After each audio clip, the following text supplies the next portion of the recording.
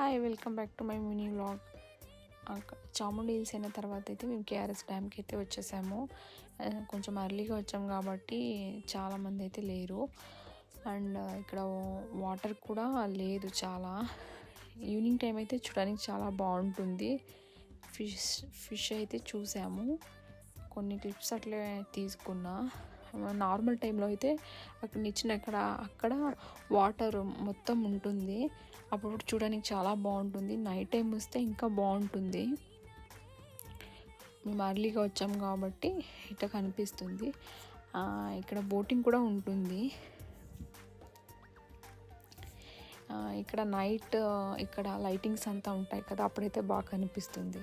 ఇప్పుడు అంతా ఎండిపోయినట్టు కనిపిస్తుంది. చూడడానికి అయితే బాగుంది. నడవలేము ఎక్కువ దూరం.